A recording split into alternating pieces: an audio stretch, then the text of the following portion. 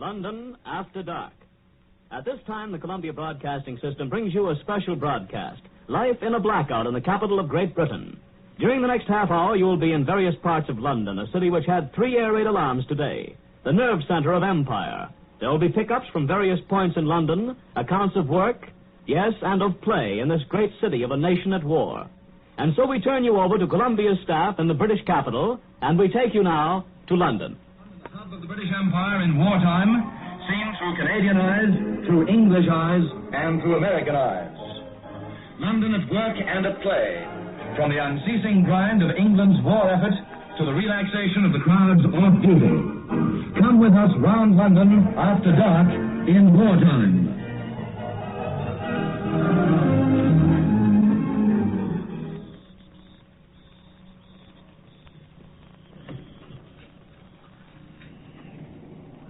Canada's Sandy McPherson has led off our tour through London at the console of the theatre organ in St. George's Hall, notable as the home of magic in the London of Queen Victoria's day. And now we take you into the streets of blacked-out London, down stately crescent-shaped Regent Street, along Shaftesbury Avenue of theatre fame, into Charing Cross Road, London's Tin Pan Alley, and so to Trafalgar Square. Waiting there is Edward Murrow, known to you as Columbia's European director. Come in, Ed Murrow.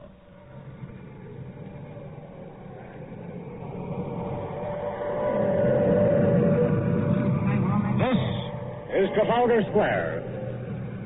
The noise that you hear at the moment is the sound of the air raid siren. I'm standing here just on the steps of St. Martin's in the Fields. A searchlight just burst into action off in the distance.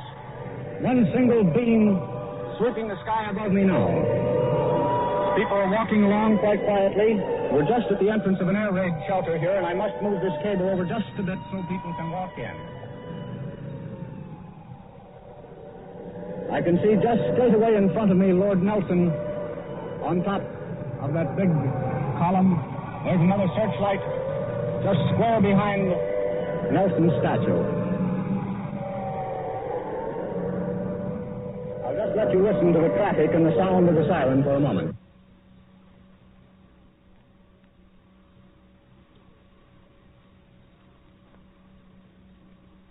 And casually, a man stops in front of me to light a cigarette.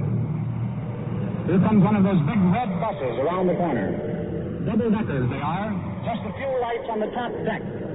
In this blackness, it looks very much like a ship that's passing in the night, and you just see the portholes. There goes another bus. More searchlights come into action. You see them reach straight up into the sky, and occasionally they catch a cloud and seem to splash on the bottom of it. A taxi draws up just in front and stops, just waiting for that red light to change to green while the sirens howl. There it goes, and the cars move off. More searchlights are in action. We've not yet seen any burst of anti-aircraft fire overhead. And, of course, this doesn't necessarily mean that there are planes actually over London at this moment. We've had these warnings before, of course. You can hear the sirens just dying away in the distance now. An air raid warden walks out of this shelter. The shelter here, you know, is the crypt underneath this famous old church, just on the edge of Trafalgar Square. The crypt where in days of peace homeless men and women were able to find a night's lodging.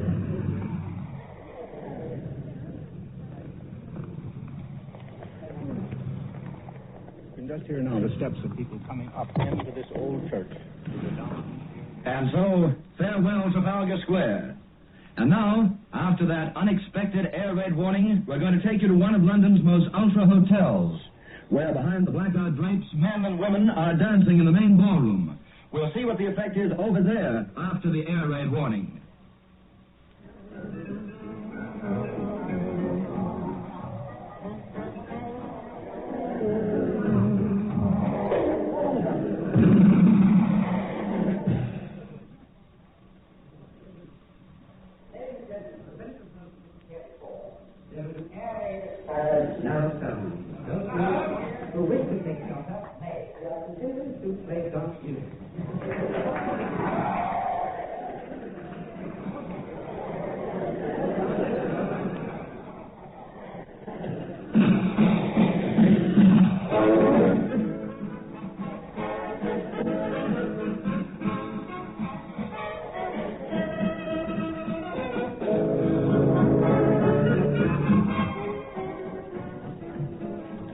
And so, just after the air raid warning is announced, the dancing goes on at the Savoy Hotel.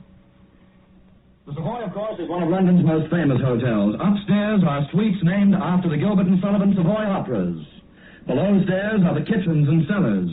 And even in wartime London, few spots are busier on a Saturday night, air raid warning or not, than the Savoy kitchen. Bob Bowman of the CBC is stationed there now with the Savoy chef, Monsieur Latry. Take over, will you, Bob?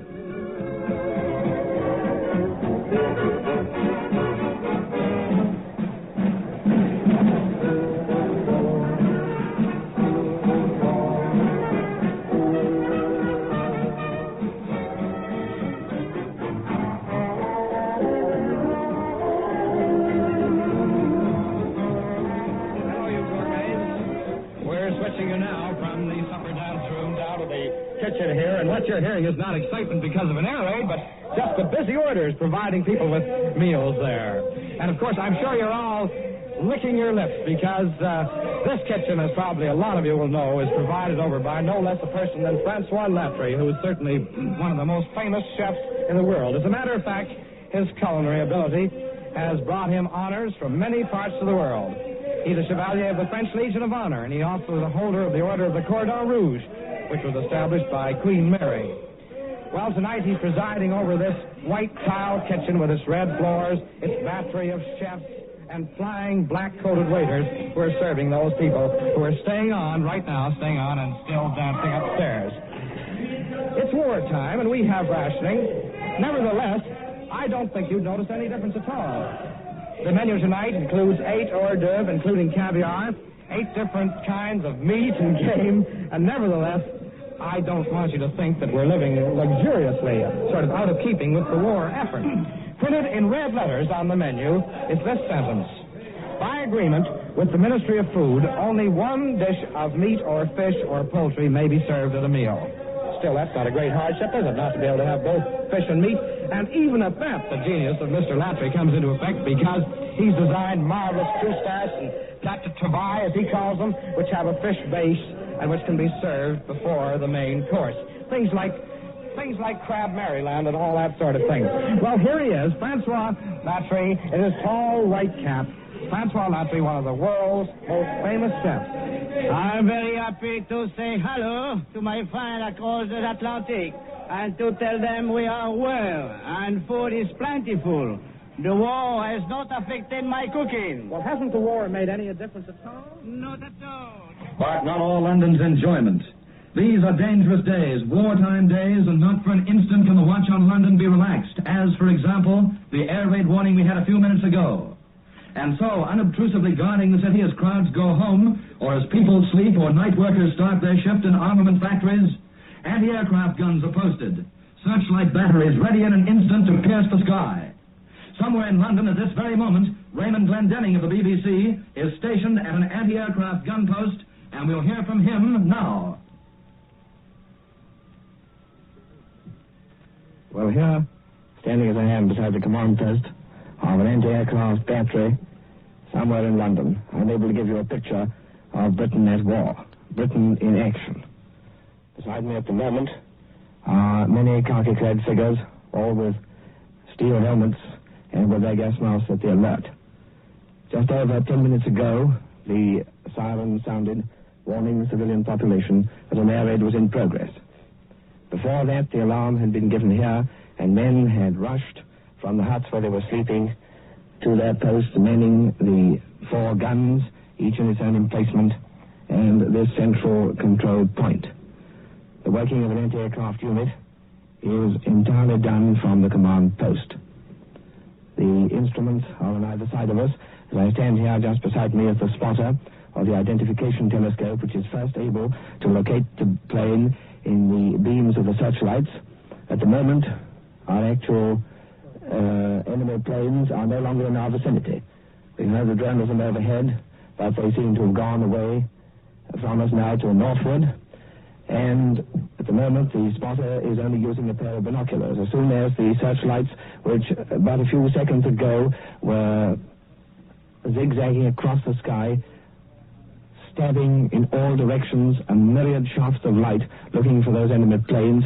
They've all gone out one by one as the plane has passed on its way, and we're left here with the men just on their incessant vigil. This is just one of the pieces of practical turnout that they do at any time during the 24 hours and have been waiting to do at any time since this war started.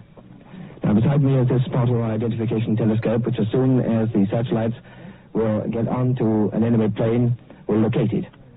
From that will be called the bearings and the angles of sight, which will enable a remarkable machine called the predictor in the left pit to get onto the plane, follow the target, and locate the gun. Now, here is the command from the GPO, who is the gun position officer. The predictor works its way around. The men are all standing at attention, and now in this dim light I can see the 4 long tapering gun barrels staking round till they come to the required bearing, which is in the direction of the expected enemy. Beside me, the height-finding apparatus, which this time is on my right, in the pit on my right, is now calling out the height at which the enemy is expected to come. I can now hear the distant drone of planes, searchlights, stabbing and crisscrossing, across the clear sky and into the cloud and out again. It's some distance away at the moment. All there is here is absolute tenseness and vigilance.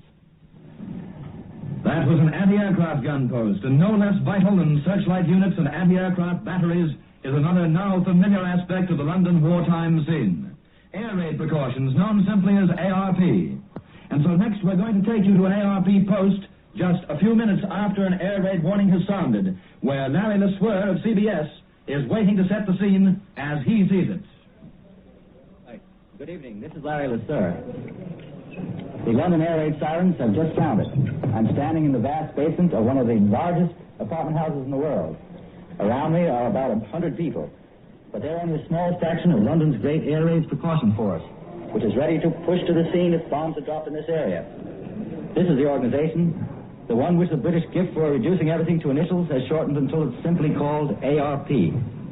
These A.R.P. men and women are the ones who are standing by to help their fellow Londoners when the air raid sirens just sent the other 8.25 million into the air raid shelters.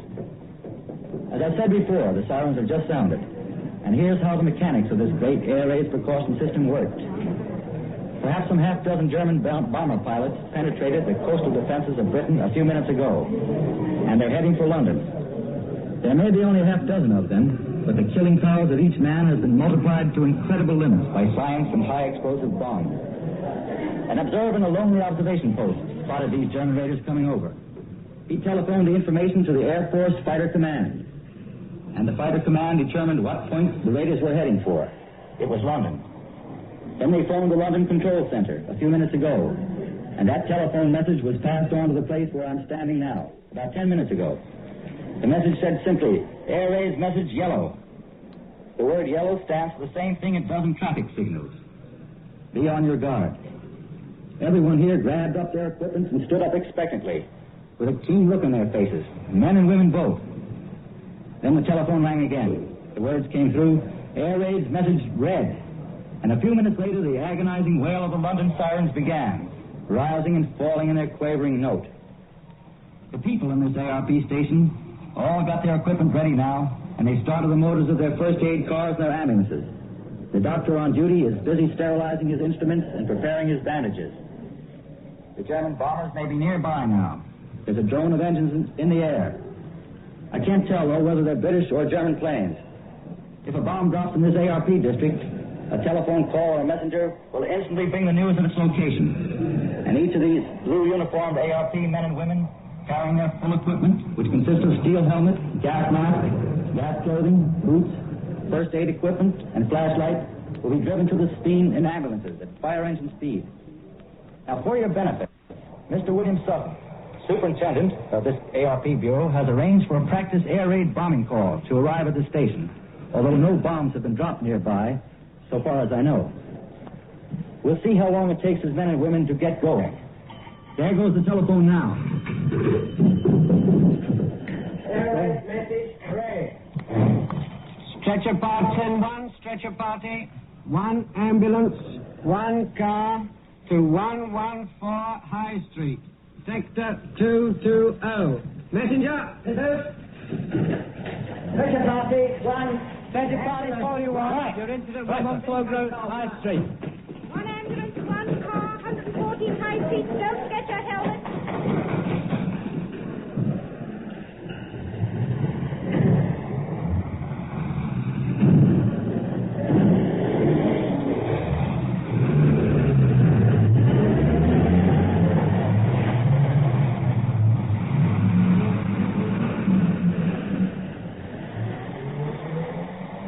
They're all in the cars now.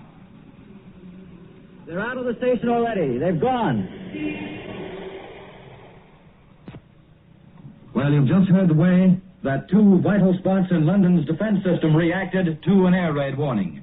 But now, let's get back to the bright lights, away to the west, to the Hammersmith Palais, London's giant dance hall. We'll see what's happening out there now that the sirens have sounded, and we'll see it and hear it from Columbia's Eric Sevareid, who's standing with his portable microphone in the thick of the crowd.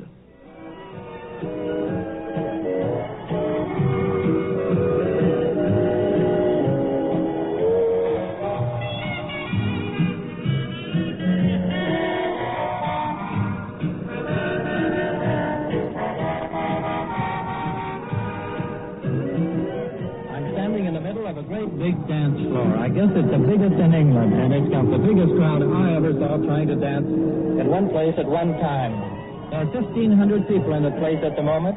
It's 15 minutes before midnight, and that's the wartime closing hour for Saturday night. There was an air raid alarm, as you know, 15 minutes ago.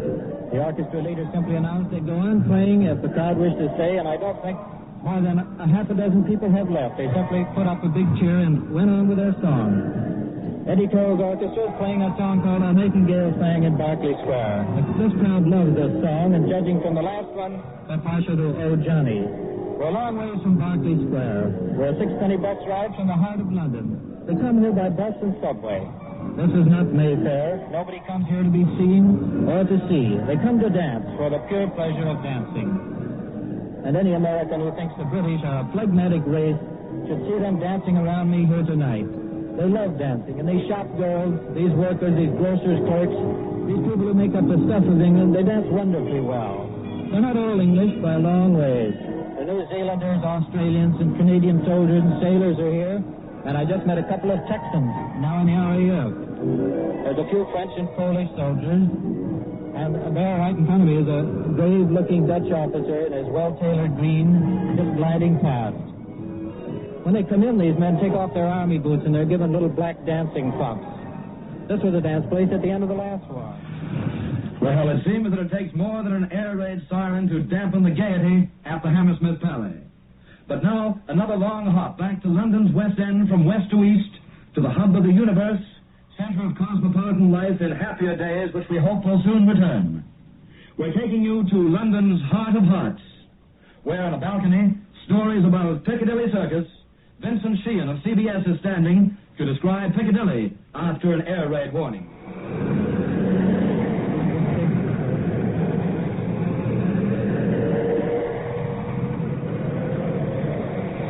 I'm standing on the balcony on Piccadilly. Perhaps I'd better tell you exactly where. It's the Piccadilly Hotel, about 150 yards from Piccadilly Circus, a little bit beyond St. James's Church. As you know, I suppose, I don't know if you heard the siren, but there is an air raid on, an air raid alarm, that is. 10 or 15 minutes ago, there was plenty of traffic in this street, even in spite of the blackout. Now, a good deal of it is drawn up to the curb or disappeared one way or another. People, I suppose, a good many of them have gone into shelters. And it's a little bit quieter than it usually is. Even in spite of the blackout and these alarms, which people in the center of London don't usually hear much of, Piccadilly is still the center of the shopping and the theater and cafe and restaurant life of London.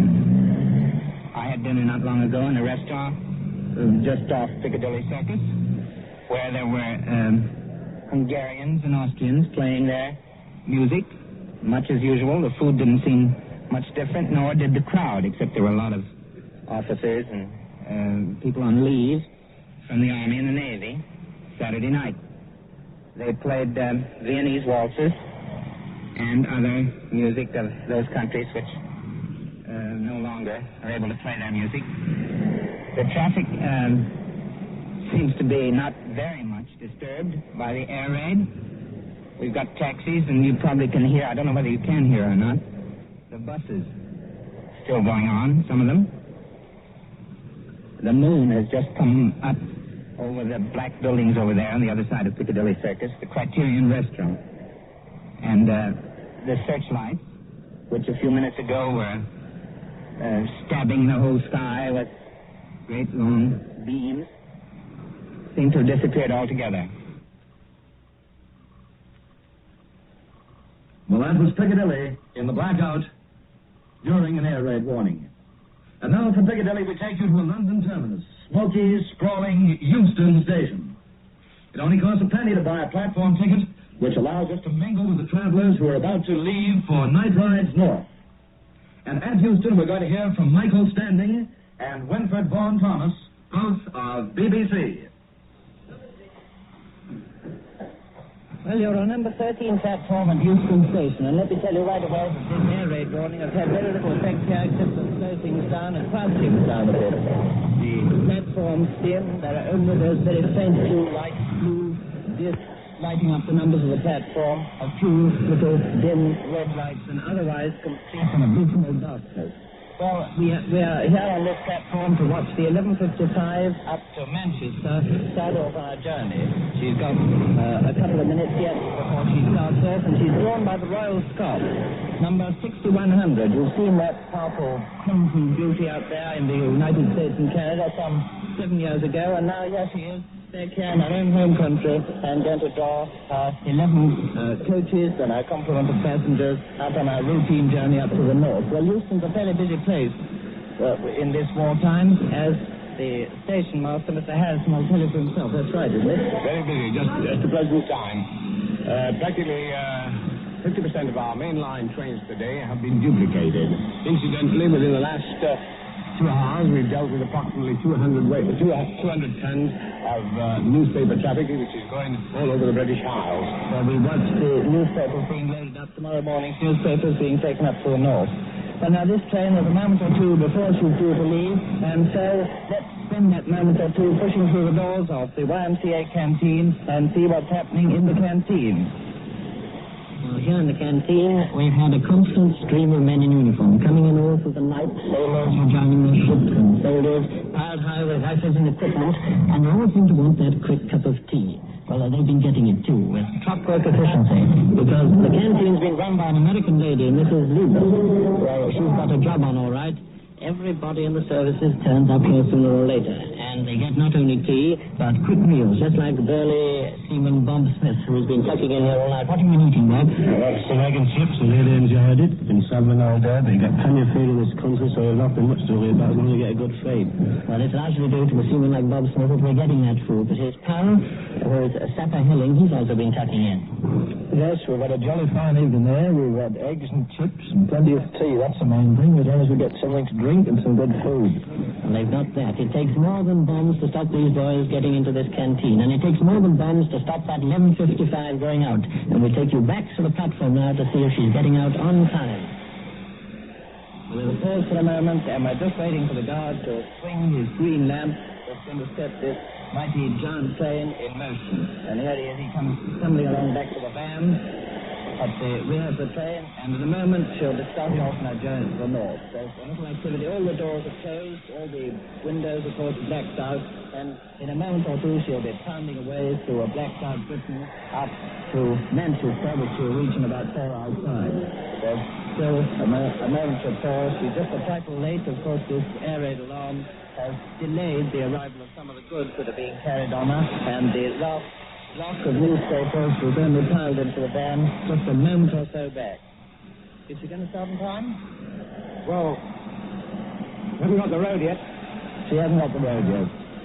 How do you expect us to? Just for a minute or so. It wasn't more than a minute or so laid out.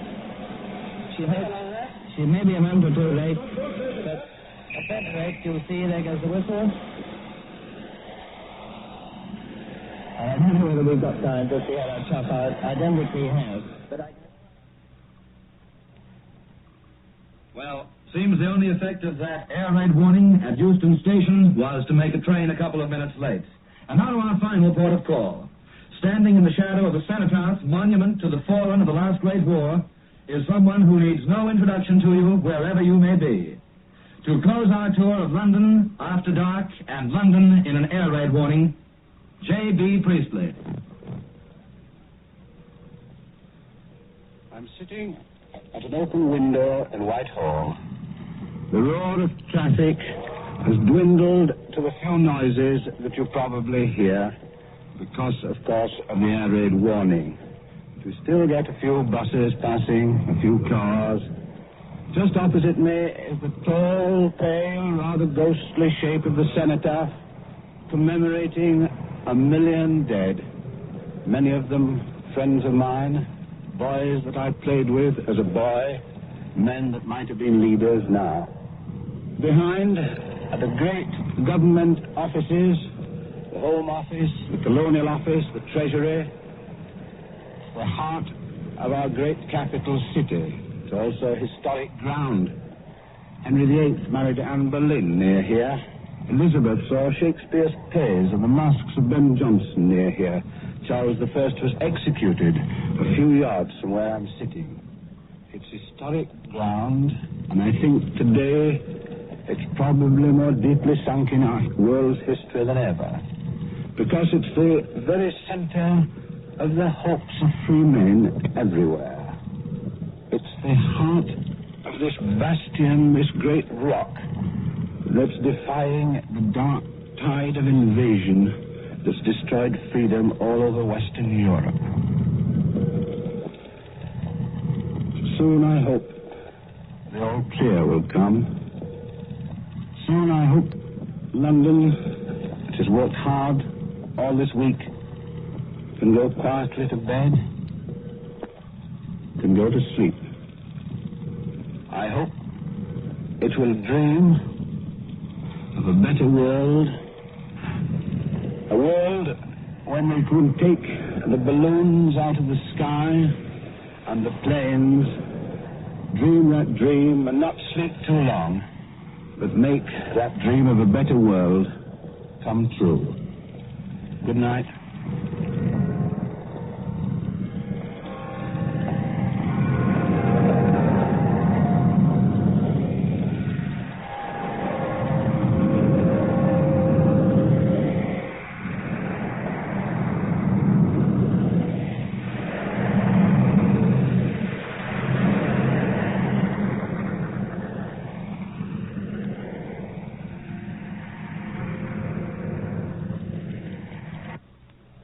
That's London after dark. London in the blackout. London in the midst of an air raid alarm. The world's largest city at midnight with air raiders in the vicinity. As this broadcast opened a half hour ago, the sound of sirens was heard. London's fourth air raid alarm of the day. Sirens wailing and descriptions of searchlight beams fingering the sky. You were taken from point to point in this London under alarm. The defenses of London were manned, but the nightlife continued and the dance bands played on. The CBS staff in Britain and the British Broadcasting Corporation brought you the eyewitness story of this city at war. This is the Columbia Broadcasting System.